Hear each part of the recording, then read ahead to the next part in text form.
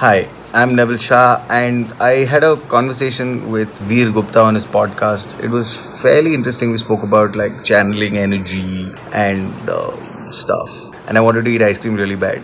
And it was a fun chat. You should check it out.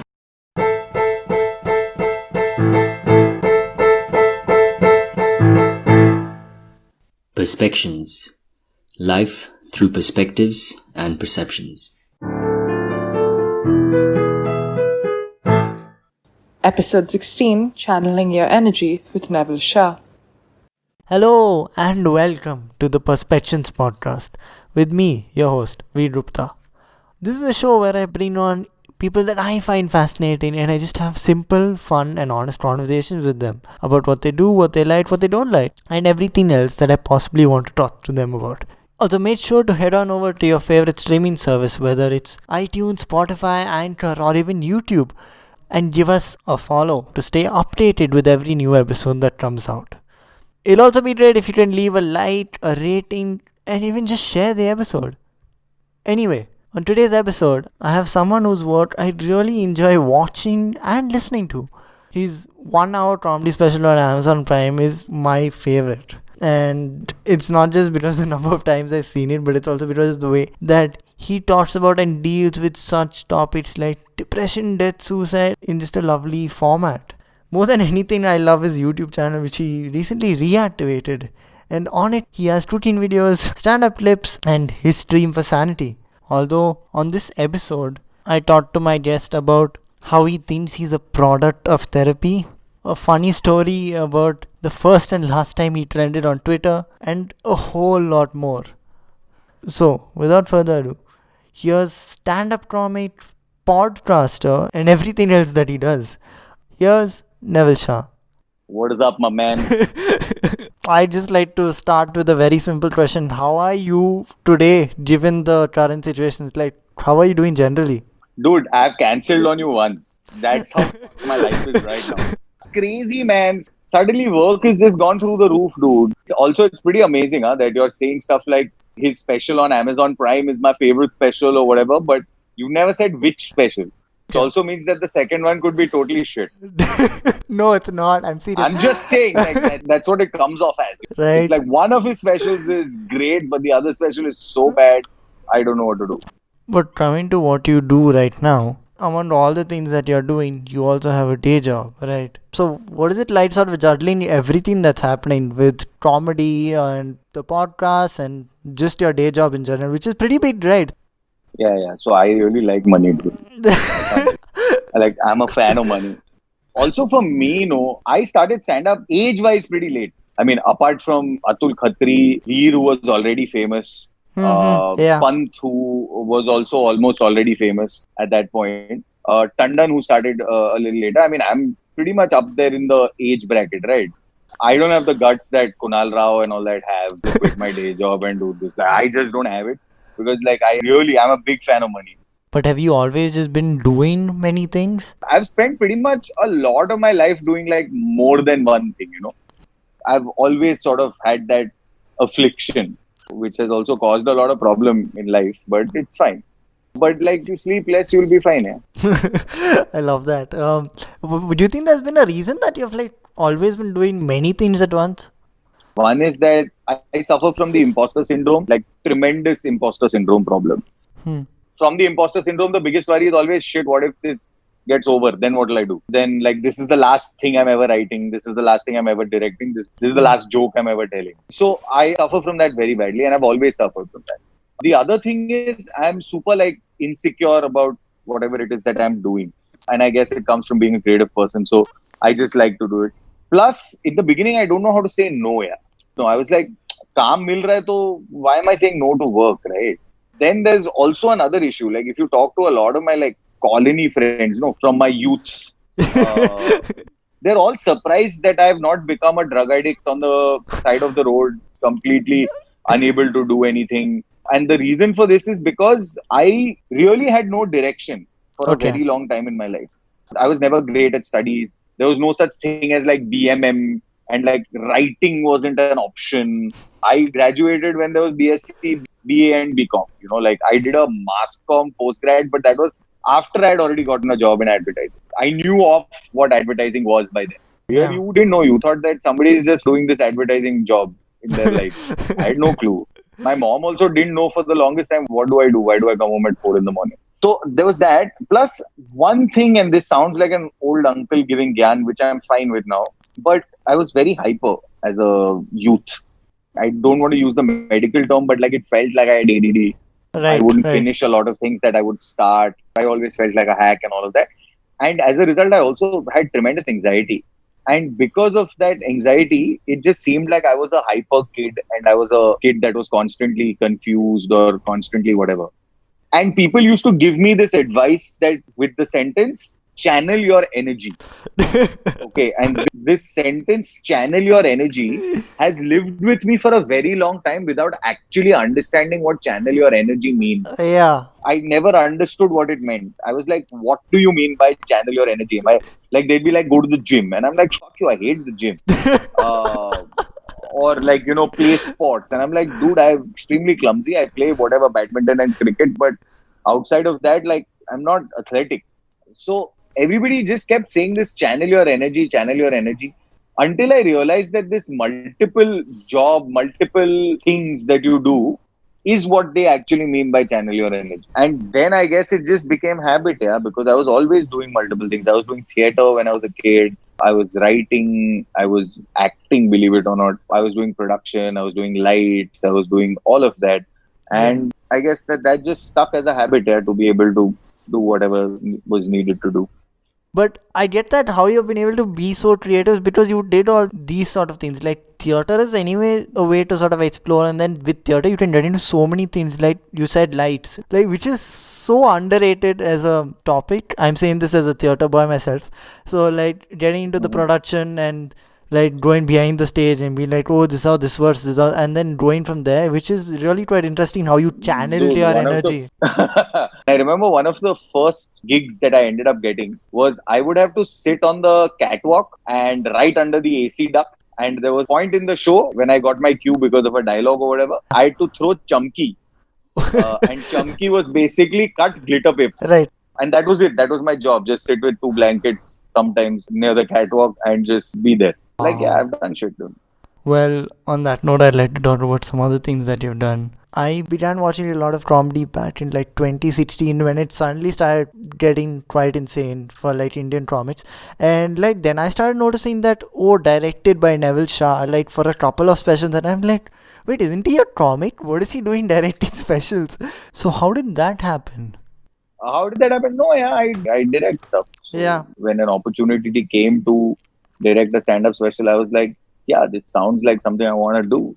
Yeah, yeah. And then I did it. I think Others was the first I did, and then I did Kautuk's, and now most recent, I creative directed Kenny's, was the most recent, but director credit, Kanan is the most recent. But I did Azim's also. I've done Sketchy Behavior. So yeah, it's maja, dude.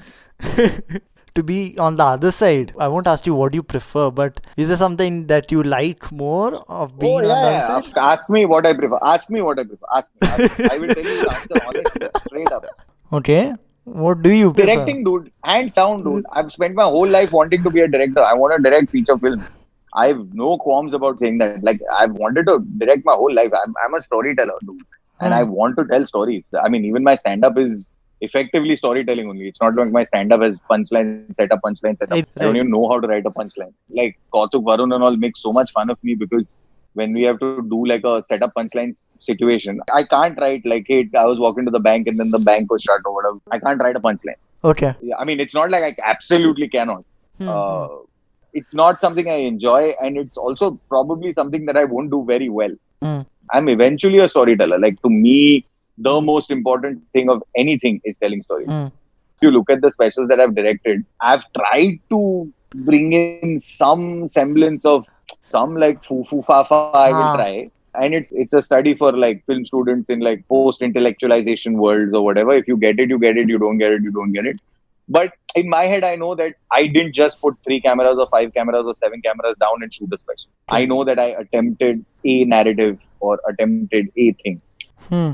In Kanan's, one of the most important things that we knew we were going to do is make sure that I mean, if you see his profiles, he's always on a third. He's not in the center in the profile, which normally is what you see in stand-ups, right? And what that helps you do is it sort of helps you feel like he's talking to someone. And then when you cut to the other angle, you see who else he's talking to. So he's on the opposite side of the third. So when the special released, we got a lot of comments of people saying it looks like Kanan is actually talking to Kanan and it's great and all of that. And then you finally bring it down. So there are tricks and things that you try and like hopefully people will get it. But yeah, anyway. So yeah, I prefer direction. I mean, I have no qualms in saying that. Yeah. So in your special, that is the second one, Going Downhill, like it's very simplistic in a different way because like you have those images of the one person hygiene and things like that on the side, but like it's more or less you just talking to them and sitting down, which was what I really liked, the transition from both the special, from the first one to the second one. It was like second one you're sitting down and just telling a story, which was amazing. Yeah. So the first one to me had a lot more energy, a lot more anger. It had a lot more like performance because I was unsure of the jokes. Like if you see the special literally at 25 switches gear. It's first all like the serious, like poignant in like mom died and all that. Yeah. And then in the second half, it suddenly becomes, hey, you know, like, hey, children when they play like this, and boys when they play like that, and hey, Indians when they travel like that. And it ends on a penis joke. So in all honesty, that was also pre-therapy when there was all of that like excess anger and excess stuff that came out of whatever we were saying. So I think that as a result, it was very different. The second special, I think problem with that special is that you can't test it in bits, because like if you go up with 7 minutes with absolutely no context, it just sounds like a TED talk. Exactly. Which it eventually is, but it's a TED talk with some jokes in the middle. Yeah, it's very well connected in a way. So as a result, it's very difficult to do it. So I think one of the shows, I happened to sit down, and when I sat down, it changed the vibe of the show. It just felt like they were connecting to me more. I was a lot more comfortable delivering this material that way. Also then made me realize that, Neville, you're not angry anymore. So if you're standing and you're just randomly going to give people a dukhyari kahani, you need to live that a little bit more. And so that's the decision to really sit down. And I think in the 3 years, the one big thing that happened was that I became extremely comfortable with silences on stage. Okay. If you watch the first special, it's just like a silence is compensated by anger, it's compensated by a rant, it's compensated by a gali. But that's not the case in the second special. In the second special, I am super comfortable with silences to a point where I purposely pause also. There's a huge difference in the two specials now that By the way, I didn't have an opening act. It was just me working on it. Because the problem with an opening act is, I'm going to come and tell you my story, which necessarily from a tonal standpoint is something that you need to connect with and stuff like that. One fear you run is that the tone of the opening act could be very different. Right. Even if I chose the person that I would imagine would do justice and stuff like that. But also an opening act does a short 5, 7, 8, 10 minute set, right? And obviously if you're doing an opening act for a special, you'll pull out your big guns, yeah? You'll pull out the 10 best minutes you have, right? Yeah. And those will be ridiculously funny. They'll be punchline, bang, bang, bang, bang, bang. And as a result, the audience suddenly is like, if the opening act was better. And I don't get them with me because I need them with me at the top. Because the line I'm delivering is, if both your parents are alive and your grandparents are alive, you're not going to enjoy the show. If you're going to start a set like that, imagine an opening act has just gone, however dark or however storytelling or whatever the opening act brings. They've gone on a super high, right? Like, and then how do you follow that up with a somber line like, if this and that, then that? How do you get a laugh with that? You won't. It'll seem like an announcement. Yeah. So like when the special started for me, the second one, like the first time I saw it, I was eating lunch alone and I'm like, okay, let me just see this. And I sit down for lunch and then you start with that line and you're sitting down and I just stopped eating for a while and I'm like, okay, he's going to tell me a story and I'm going to listen. And that's exactly what the special was. It's like, oh God, he's going to tell me a story and I better be listening. Like the silences and stuff are set up in a way where you have to listen to me. Yeah, exactly. Right. So I'd like to move on to the YouTube channel. Lately, there's been quite a few Great videos. segue, bro. So the YouTube channel with not a masterclass seems like something that is just passion, and so is the routine, which is fairly brilliant. My family is just like, oh, when is the next video coming out so that you can cook a meal for us, which is wonderful. But why? Please apologize to them. But honestly, why did you start with the routine in the first place? See, this is proper proof of me trying to explain to you that I have a 20-hour work week. Okay. When the lockdown happened, what ended up happening for me is that right in the beginning, the first week was chaos for office because everybody in the office is trying to understand how this is going to work. Like, how do you do a brainstorming on a Zoom call, dude? You can't. Huh? You can't just pull out a video and say, "Hey, ये video देखना, ये video से कुछ inspiration आता है क्या?" You're having a conversation about ads and you're having a conversation about ideas. How the Right. fuck do you do that on a Zoom call? So the first week, really nothing. But then, once we got sort of used to it, I had an entire travel time plus editing time available to me, which I normally had. And I can't sit vela. So the minute I'm free or I got a moment, I said, Abhi kar dit. I did it. I mean, there's still like 12 ideas in my bank that I just haven't done because of procrastination, because like I want to do it differently and like I'm weird. Like I need to do it in a way that pleases me. Like I've shot a couple of episodes and I despise them. So I've Right. just not put them up. Not of food or anything. It's a different idea altogether. So it's just like I need to make sure that like I'll do it the way I want to do it. Like Yeah. all of this is lockdown content. If lockdown opens up, then content will stop because then work will require me to travel to work. Huh. Doesn't mean I don't want this lockdown to end. I want it to end desperately. I want to eat a meal in a restaurant with a fork and a knife. Dude. One day that I usually look forward to in the week is a Sunday because of your AMAs, your Ask Me Anythings, which is essentially you putting up an Instagram story with a question bubble where anyone can ask anything. And I find them very intriguing. One, because some of the questions are very simple and you still give out answers, like straight up simple answers.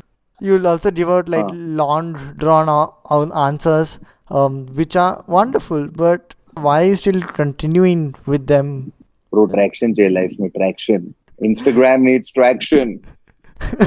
Honestly, it started off with an exercise in traction. It was Yeah. like, what can I do? I'm like, yeah, I'm amazing at giving gyan. I'm going to give gyan.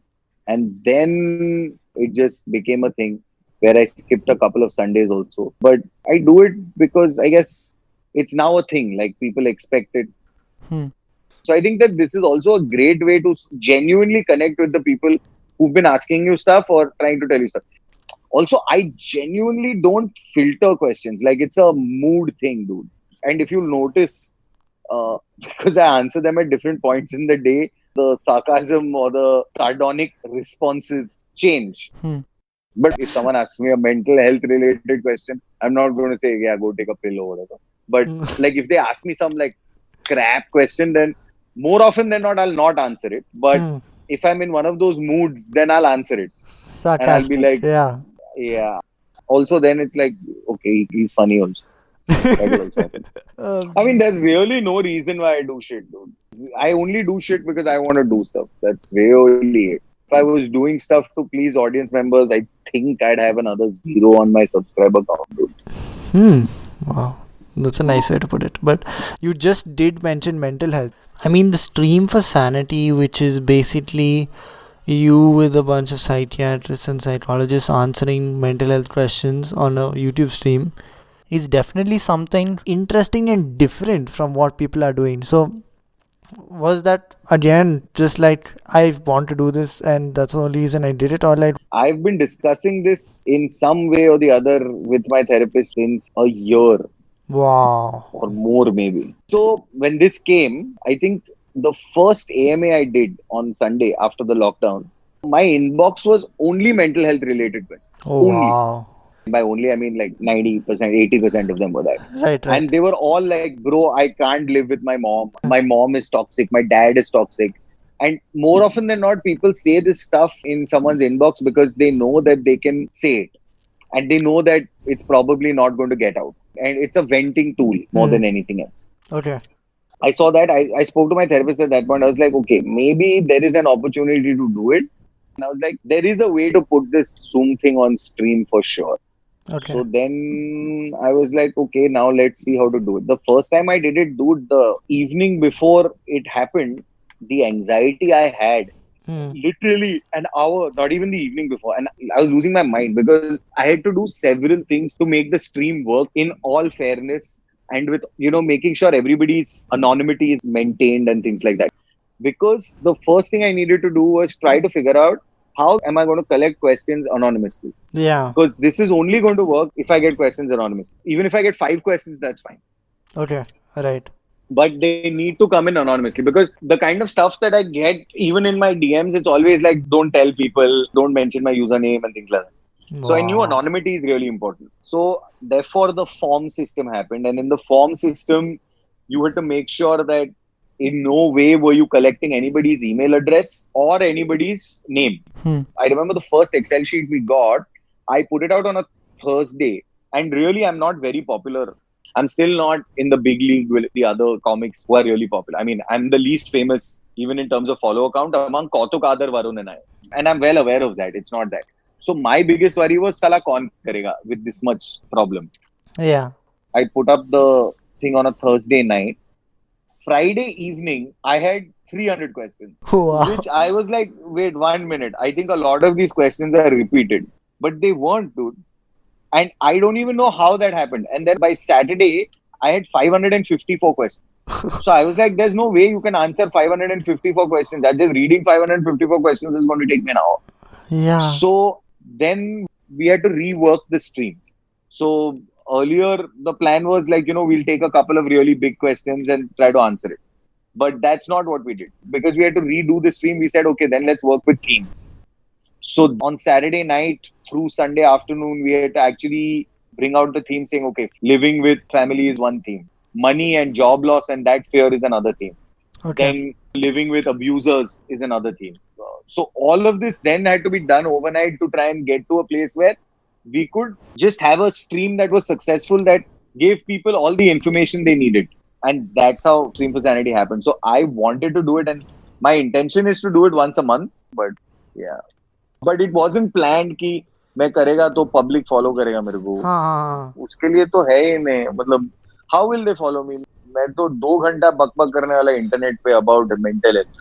कौन follow करने वाला है ये चीज? But yeah, I mean, like I'm doing it because I'm like the biggest voice out there for therapy, and that's, and by biggest I mean my biggest voice or my biggest cause. Not that there are more famous people out there. Like Shaheen is bigger, Deepika is bigger, Rohan is bigger. But what I mean is, I'm most vociferous about mental health because I am a product of it. Before I even got to mental health, I would just believe that anybody who went to a therapist actually was weak-willed. Okay. And didn't know why they needed mental health. And I was that guy. I was the guy that your parents are. अरे इसमें क्या है, कुछ भी नहीं है, काम कर लो सब निकल जाएगा. I was really that guy till I saw the benefits of it, because it has changed my life entirely. The fact that you said that you're a product of mental health is just fascinating yet scary at the same time. It's just a very different and intriguing way to put something so simple. Because I am not a product of what my parents brought me up and things like that. I mean, that's only part of it. Like, genuine, I really needed help when I started taking it. And this Neville 2.0 is what is a good person, I feel. Right. Yeah. मेरा university therapy है. मेरा university जय हिंद और symbiosis और ये सब नहीं है. What I mean as a product of therapy is therefore what I mean. Right. And I just wanted to go back where we sort of started, where you sort of described yourself as a workaholic, but also there's just so much happening with you in general, like whether it's the weekly podcast with the internet sets, or generally I'm just oh, what's next that I can consume from Neville, so which is, it's really nice. And ये और कोई नहीं बोल रहा है, वीर तू अकेला बोल रहा है. Hey, come on, I'm serious. I know a few friends who really admire what you do. But, bro. Yeah. Veer and his band of merry friends. No, we're not merry at Uh, all. If you're my fan, how will you be merry? No. That's very true. But yes, I think on that note, we do come to the end of this episode, and thank you so much, Neville, for. बस इतना ही जानने का तेरे को मेरी life के बारे में कितना कुछ. Where you started stand-up comedy and all, you don't want to know. Shah, what I No. was counting on. Oh, I just can't do those questions, man. Dude, this journalistic questions, no, they're great, okay? They're all the same, okay? They're all the same. They all come from this, like, Neville, what is the state of stand-up comedy in India? Your bio says that you are a angry, ranting person. Like, that bio is 5 years old, bro. No, I can't do those questions. Like, I was writing down what can I ask you, and I'm like, there's a bit that I can ask, but I'm like, no, I don't want to ask what are your thoughts on the Indian stand-up circuit and all of that. No, I'm just like, no way. Hilarious. You can catch Neville Shah at the rate Neville Shah. Now he's changed Neville his Shah, bro, now. username. He's changed it. Yeah, what is that about? How come you changed it finally? The biggest voice of reason is actually Kanan. Huh. Kanan was like, dude, I can't take you seriously as crazy Baba, dude. I just can't do it. So he's like, dude, you sound like a teenager, yeah. And none of your jokes are that. Like, how are you a marketing person and not understanding that the name of your brand is only wrong? So, like, I've always wanted to do it. It's just like I'm so lazy. And there's so much shit to get done. This is the only way that I could eventually do it. So then again, during the lockdown, bro. Yeah, and apart from you breaking the internet a few times in the lockdown, this is the other revelation of yours. How have I broken the internet? I haven't broken the internet once, dude. I think I've only trended in Bombay once in my entire life. My entire life on Twitter, I trended once. I mentioned that because of you shaving. Oh, yeah. I shaved. Again, thanks to the lockdown. Lockdown has been very productive. That is the only thing. Dude, my trending story is very great, dude. So, go for it, yeah. What happened is India won the World Cup, okay? And when India won the World Cup, Virat Kohli basically said, for so many years, Sachin has carried us on his shoulder. Now it's our turn to carry him or some crap like that he had said. So I just quote tweeted what Virat said, dude. Dude, that went viral, dude, on Twitter. I was like, what? This is when like no verification, nothing, dude. I'm talking about like 2011 World Cup. Oh my god. 2011. Yeah. So when like you trends map Mumbai, trends map India, it was pretty legit, bro.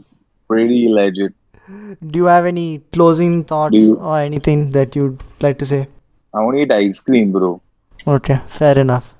Thank you so much for doing this, man. Like, seriously, it's been quite amazing. Wow, dude. You're not even going to offer me ice cream. Yeah. What a guy, but thank you so much. Just say, hey, Neville, it's okay. Because you're such an awesome, amazing guest. Right. I'm going to order ice cream to your place for you. Can't believe it, Veer. Not even in Mumbai. So, I'm like... You have an app, right? You can enter an address, right?